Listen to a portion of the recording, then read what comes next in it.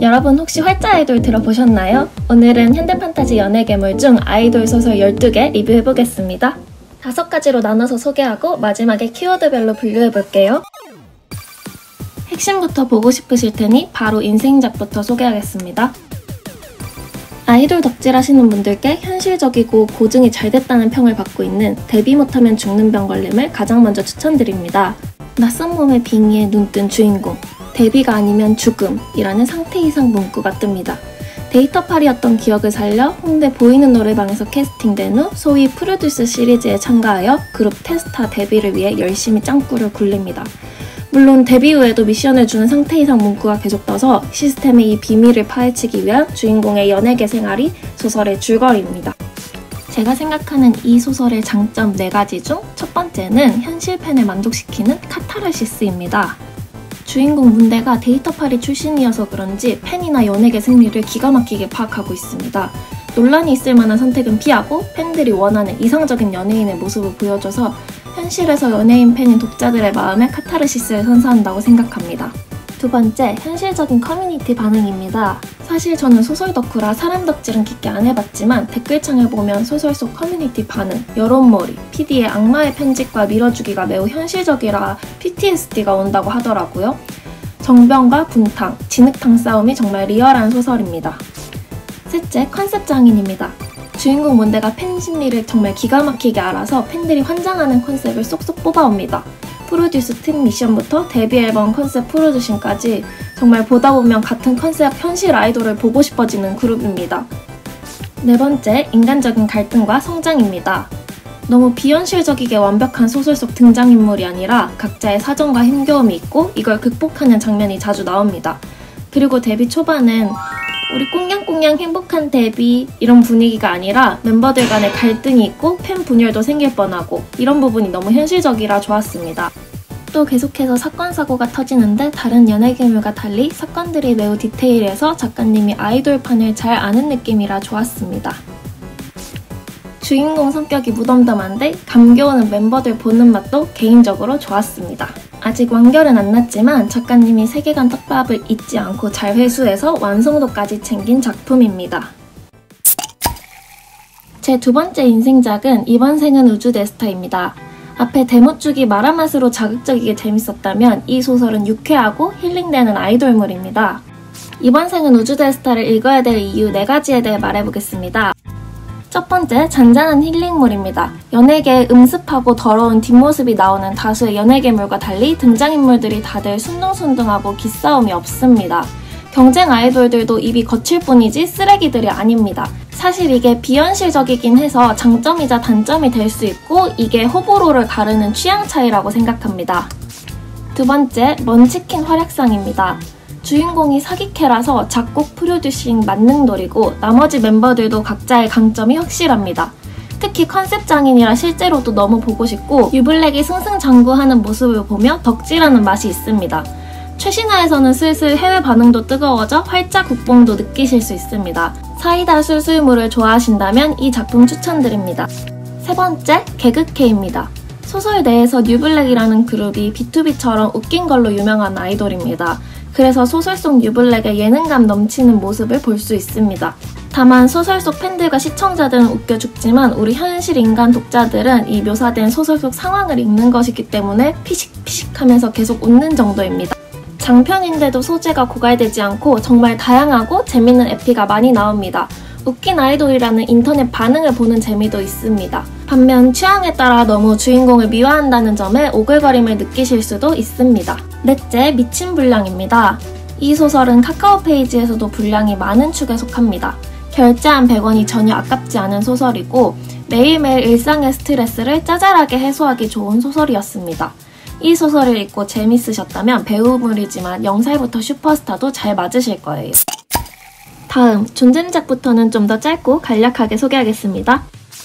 첫 번째 존잼작은 천재 아이돌의 연예계 공략법입니다. 개인적으로 시작은 미미했지만 뒤로 갈수록 더 창대하게 재밌었던 소설입니다. 이 소설은 초반 진입장벽이 살짝 있었습니다. 저는 얼빠라 주인공이 잘생긴 걸 좋아하는데 자꾸 주인공이 자기 외모가 못생겼다고 하니까 초반엔 소설에 몰입하기 좀 힘들었습니다. 근데 정말 앞부분만 지나면 주인공이 아이돌 최강급으로 잘생겨지기도 하고 내용이 존잼이라서 좀만 참고 뒷부분까지 읽으셨으면 좋겠습니다. 이 소설도 프로듀스 같은 서바이벌 프로그램이 나옵니다. 주인공의 푸듀 특유의 서사 빌드업이 잘 돼서 매력 있습니다. 가장 큰 장점은 캐릭터 디자인입니다. 주인공을 포함한 멤버들이 각각 매력 있어서 티키타카로 루즈해지지 않게 끌고 가는 느낌이고 주인공의 성격은 스스로 내성적이라 생각하는 파워 인싸 유형입니다. 그리고 제가 착각계를 정말 좋아하는데 이 소설 주인공이 병양리에 사연 많은 느낌입니다. 자세한 내용은 소설에서 확인해주시고 착각계를 좋아하신다면 이 소설 강추합니다. 두 번째 존잼작은 기레기와 함께하는 연예계 생활입니다. 이 소설도 매운 마라맛입니다. 사생, 기레기, 비투, 공황 등등 아이돌 멤버가 겪을 수 있는 연예계의 암적인 소재들이 나옵니다. 이야기만 들으면 고구마일 것 같지만 주인공이 사이다라 상쇄되고 부정적인 이야기도 작가님이 잘 풀어내셔서 재밌습니다. 드물게 있는 완결작이고 이 소설을 다 읽고 나면 소설의 제목이 담고 있는 내용을 관통하고 있구나 라고 깨닫게 됩니다. 다만 멘탈이 약하신 분은 조금 정신이 황폐해질 수도 있습니다. 또 다른 특징은 배우물을 보는 듯한 재미입니다. 주인공이 연기돌이라 배우로서 뜨는 과정도 재미있습니다. 또 주인공 이한이가 제가 좋아하는 유형의 캐릭터인데 군대를 안 가도 되는 검은머리 외국인이고 피지컬이 좋고 쿨한 알파남입니다. 어떤 느낌이냐면 외국인 사이에서도 인싸인 동양인이지만 쩌는 남자 이런 느낌입니다. 개인적으로 재밌게 봤던 에피소드는 아메리카 갓 탤런트 에피소드입니다. 살짝 스포긴 한데 주인공 국적이 미국이라 후반에 아가테의 심사위원으로 출연하는데 이 에피소드가 재밌었습니다. 또 다른 특징은 그룹 멤버가 7명이라는 점인데 처음에 인물들을 익히는데 좀 오래 걸렸습니다. 다른 아이돌물에 비해 멤버 개개인의 개성이 조금 약하고 그룹적인 이미지가 강했습니다. 여기까지가 기레기와 함께하는 연예계 생활의 특징입니다. 추가로 이 작가님이 신작으로 배우물을 연재 중이신데 요즘 정말 재밌게 읽고 있는 소설이라 관심 있으시면 한번 읽어보시길 추천드려요. 세 번째 존잼작은 또우님의 아이돌이 될 계획은 아니었다입니다. 이 작품의 장단점을 알려드리겠습니다. 첫째, 주인공이 빙의 전의 작가여서 아이돌로 빙의한 후 작곡한 곡들의 가사가 좋습니다. 실제로 작가님이 쓰셨을 텐데 작가님의 센스가 돋보였습니다. 둘째, 글이 웃기고 술술 익힙니다. 착각계의 하하버스라서 도랄못인 주인공은 어리둥절한데 주변 사람들은 주인공에 대해 긍정적으로 착각합니다. 셋째, 덕질 포인트가 좋습니다. 작가님이 맛잘알이라서 무대의 컨셉이 좋고 묘사를 잘하십니다. 저는 9화의 오디션 프로그램의 무대를 보는 순간 소장권 100개를 질렀습니다. 넷째, 캐릭터들이 개성 있습니다. 그래서 재밌기도 하고 티키타카도 좋습니다. 다섯째, 조금 자기적입니다. 인물들이 개성 있긴 한데 소설적으로만 존재하지 현실엔 없을 것 같은 또라이 같기도 하고 허술한 느낌을 좀 받기도 했습니다. 마지막으로 어디서 본 듯한 여러 소재의 짬뽕이 특징입니다. 표절했다는 건 아니지만 여러 아이돌물에 나오는 덕질 포인트들을 다 때려 박은 느낌입니다. 다음은 문안작입니다. 존잼작은 재미에 비하면 아쉬운 점이 사소했던 소설들이고 문안작은 재미는 있는데 뭔가 조금 아쉬운 소설들입니다. 틴타 작가님의 다시 한번 아이돌은 이번 생은 우주대스타처럼 잔잔, 힐링, 성장물입니다. 이 소설은 정주행하긴 좋지만 연재를 따라가기엔 아쉬운 소설이라 문안작에 분류했습니다. 전개도 느린 편이고 조금 밋밋해서 하루에 한 편 보다 보면 까먹게 되더라고요. 전개가 조금 휘몰아쳐야 궁금하고 안달이 나는데 그 부분이 조금 아쉬웠습니다. 장점도 3가지 알려드리겠습니다. 작가님이 주로 트위터 반응을 쓰시는 것 같은데 돌판을 잘 고증한 것 같습니다. 둘째, 초반에 퀸덤 같은 경쟁 프로그램에 출연하는데 대형 소속사 사이에 중소돌로 성공하기까지 초반부터 마지막까지 전략과 서사 빌드업이 좋았습니다. 저는 퀸덤을 재밌게 본 이후에 이 소설을 접해서 더 생생하게 봤습니다. 셋째, 멤버들의 캐릭터가 확실하고 우애가 좋습니다. 아이돌은 관계성도 중요하죠. 그 다음 문안작은 한결 작가님의 연기 천재 탑 아이돌입니다. 이 소설에서 아쉬웠던 점은 작가님이 다른 작가님들에 비해 아이돌판에 대한 이해가 조금 낮다고 느껴진 점입니다. 주요 독자층인 여성들과의 공감대가 조금 안 맞는 촌스러운 느낌이었습니다. 예를 들면 멤버들의 무대 의상을 묘사하는데 청바지에 체크 남방은 일상복이면 모를까 무대 의상치곤 너무 공대남 스타일이라 핀트가 맞지 않다고 생각했습니다. 팬 반응도 조금 아쉬웠고 여왕벌 에피소드도 올드하다고 생각했습니다.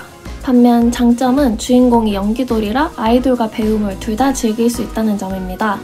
본업이 배우인 주인공이 회귀 후에 아이돌을 하는 내용이라 주인공이 연기를 정말 잘합니다. 가장 큰 장점은 주인공의 성장이 돋보이는 소설이라는 점입니다.